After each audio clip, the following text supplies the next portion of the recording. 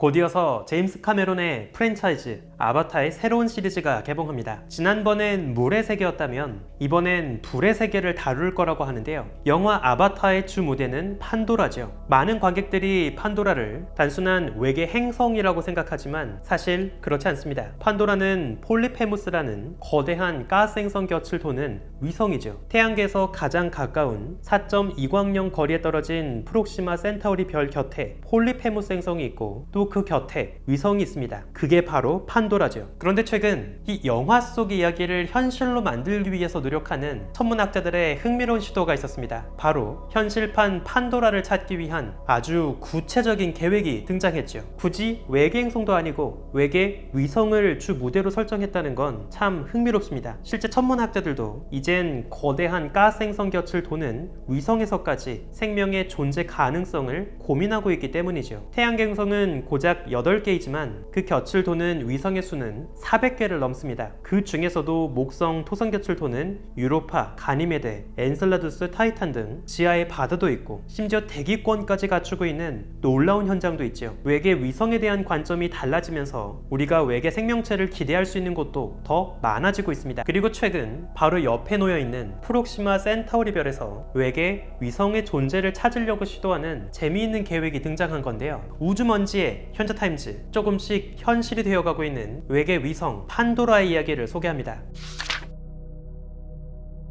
지금까지 10,000개 가까운 외계 행성을 발견했습니다. 당연히 그 주변엔 더 많은 개수의 외계 위성도 있겠죠. 그렇다면 우린 행성만 볼 게 아니라 외계 위성까지 자세히 들여다봐야 하지 않을까요? 하지만 그게 그렇게 간단하진 않습니다. 위성은 행성에 비해서 턱없이 작죠. 태양계에서 가장 큰 위성이라고 해봤자 가니메데 정도인데요. 그 크기도 겨우 수성 정도입니다. 그래서 일반적으로 외계 행성을 찾는 방식을 그대로 외계 위성 사냥에 써먹기가 참 곤란하죠. 보통 외계 행성을 찾는 방법은 이런 것들이 있습니다. 중심별 앞을 행성이 가리고 지나갈 때 별빛이 어두워지는 트랜짓을 활용하거나 별 곁을 도는 육중한 행성의 중력으로 인해서 별이 미세하게 흔들리는 모습을 활용합니다. 또 행성 자체의 작은 중력으로 주변 시공간이 미미하게 휘어지는 미세 중력 렌즈를 쓰기도 하죠. 그런데 이 모두 덩치가 더 작은 외계 위성이라면 뚜렷한 흔적을 보기 어렵습니다. 특히 이 모든 현상은 그 주변을 도는 무언가로 인해서 중심에 놓인 별이 보이는 변화를 보는 건데요. 외계 행성은커녕 외계 위성은 별에 비해선 턱없이 작습니다. 외계 위성이 별 주변에서 꼼지락꼼지락 거린다고 해서 그 별에서 무언가 겉으로 보일 만한 뚜렷한 변화를 기대하기 어렵죠. 그래서 천문학자들은 그나마 체급이 비슷한 외계 행성의 변화에 주목했습니다. 중심별 프록시마 센타우리 자체에서 외계 위성으로 인한 변화를 기대하긴 어렵겠지만 그 곁을 돌고 있는 행성이라면 서로 영향을 줄 수도 있을 겁니다. 마침 프록시마 센타우리 곁엔 거대한 가스 행성이 있습니다. 만약 정말로 그 행성 곁에 위성이 있다면 그럼 우린 앞으로 몇 년을 더 관측해야 그 위성의 존재를 판단할 수 있을까요? 천문학자들은 이번 연구에서 행성 곁에 지구 질량의 30배 정도로 무거운 덩치 큰 위성이 놓여있는 상황을 가정했습니다. 그리고 시뮬레이션을 진행했죠. 위성이 전혀 없을 때와 달리 행성의 궤도는 미세하게 뒤뚱거립니다. 여기에서 행성 자체의 움직임을 빼주면 순수하게 위성으로 인한 행성 궤도가 주기적으로 뒤틀리는 중력 섭동의 효과를 뽑아낼 수 있죠. 물론 지구 질량의 30배나 되는 위성은 우리가 기대하는 일반적인 위성은 아닙니다. 이 정도면 그냥 큰 행성이라고 봐야겠죠. 그래서 천문학자들은 보다 더 현실적인 수준까지 위성을 가정하고 더 많은 시뮬레이션을 진행했습니다. 가정한 위성의 질량이 가벼워질수록 관측되는 행성의 움직임, 뒤틀림의 정도도 미미해집니다. 고작 1년, 2년 관측해선 유의미한 판단을 할 수 없었죠. 궤도의 뒤틀림이 미세하게 보이더라도 그게 정말 궤도 섭동 때문인지 아니면 평범한 관측 노이즈인지 구분할 수 없었습니다. 천문학자들은 가상의 관측 환경을 가정하고 위성의 존재를 유의미하게 판단하기까지 얼마나 긴 관측 시간이 필요할지 또 어느 정도로 강력한 망원경이 필요할지를 계산해봤죠. 더 현실적인 수준에서 지구 질량의 절반 정도 되는 더 작은 위성을 가정했습니다. 그 결과 위성의 존재를 통계적으로 유의미하게 판단하기 위해선 최소 5년의 관측으로 데이터가 충분히 쌓여야 했죠. 이를 통해 4일에서 30일 주기로 맴도는 다양한 주기의 위성을 찾을 수 있었습니다. 이렇게 천체가 밤하늘에서 보이는 미세한 움직임의 변화를 분석하는 것을 어스트로메트리, 측성학이라고 합니다. 시뮬레이션에 따르면 프록시마 센타우리 주변에서 이런 측성학 방식으로 찾을 수 있는 행성 주변 외계 위성은 적어도 지구 질량의 20%보단 무거워야 합니다. 그보다 더 가벼워지면 아무리 관측을 오래 해도 유의미한 판단을 할 수 없었죠. 물론 이 정도만 돼도 지구 질량의 1%밖에 안 되는 우리 달에 비해서는 훨씬 무거운 수준입니다. 다만 여기엔 또 다른 함정이 하나 숨어 있는데요. 이런 식으로 외계 위성을 발견하기 위해선 5년 동안 매 1시간에 한 번씩 관측을 해야 합니다. 더 드문드문 관측을 한다면 유의미한 관측 데이터를 쌓기까지 더 긴 시간이 필요하겠죠. 즉 5년 내내 한 별과 행성만 바라보는 오직 그곳 하나만을 위한 전용 망원경이 되어야 합니다. 물론 프록시마 센타우리는 우리 태양계에서 가장 가까운 곳이고 또 머지않아 인류가 탐사 로봇을 보내서 직접 민낯을 촬영하는 시도를 준비하고 있는 곳이기도 하죠. 또 영화 아바타에서까지 주 무대로 등장한 만큼 많은 SF 팬들을 설레게 하는 곳입니다. 그렇다고 해서 거대한 망원경의 전체 구동 시간을 오직 이곳 하나만을 위해서 할애할 정도로 그만한 가치가 있는 곳이라고 볼 수 있을까요? 물론 조금 더 거대한 망원경이라면 사정은 좀 더 나을 수도 있습니다. 현재 유럽은 직경 39m에 달하는 새로운 초거대 망원경 ELT를 건설하고 있습니다. 또 오직 외계 행성과 생명의 흔적을 찾기 위한 지름 6에서 8m 정도 사이즈의 새로운 우주 망원경 헤비터블 월드 옵저버터리도 한창 제작하고 있죠. 이런 망원경이라면 하루에 한 번꼴로 관측해도 5년이면 그 주변 외계 위성의 존재를 알 수 있습니다. 물론 이 정도 빈도만 돼도 망원경이 특정 타겟을 편애한다고 볼 수 있긴 하지만 말이죠. 최근 제임스 웹은 프록시마 센타우리와 함께 3중 성계를 이루고 있는 별 중 하나인 알파 센타우리를 겨냥했습니다. 그리고 거기에서 외계 행성의 모습을 직접 사진으로 촬영했죠. 다만 아쉽게도 이 행성은 생명을 품고 있을 가능성은 매우 낮아 보입니다. 이곳은 암석 행성은 아니고 가스 행성처럼 보이기 때문이죠. 물론 그 곁을 도는 또 다른 얼음 위성이 있다면 아직 희망의 끈을 포기하긴 이릅니다. 하지만 외계 위성에서의 생명체 가능성을 거론하기 전에 일단 우리가 살고 있는 태양계 안에서 다른 행성의 위성부터 먼저 생명이 있는지 없는지부터 이야기하는 게 올바른 순서가 아닐까요? 프록시마 센타우리, 우리에게 그나마 가장 가까운 곳이고 많은 사랑을 받고 있습니다. 또 가장 많은 상상력이 펼쳐지는 무대죠. 이곳은 과연 우리가 그만한 시간과 에너지를 쏟아부을 정도로 정말 특별한 곳일까요? 그리고 그만한 가치가 있을까요? 그리고 우린 이곳에서 정말 행성 넘어 외계 위성의 존재까지 찾을 수 있을까요? 얼마 전까지 우린 밤하늘을 보면서 고작 별만 상상했습니다. 하지만 이젠 별 주변에 숨어 있을지 모르는 수많은 행성도 상상하게 되었죠. 그리고 또 머지않아서 우린 그 곁을 돌고 있는 더 많은 수의 위성까지 상상하게 될 겁니다. 눈앞에 펼쳐진 우주의 풍경은 언제나 변함없지만 우린 점점 더 시끌시끌하고 바글바글한 놀라운 우주를 느끼고 있죠. 우주먼지의 현자타임즈, 오늘은 여기서 마칩니다. 구독과 좋아요도 부탁드릴게요. 우주먼지 여러분 감사합니다. 안녕.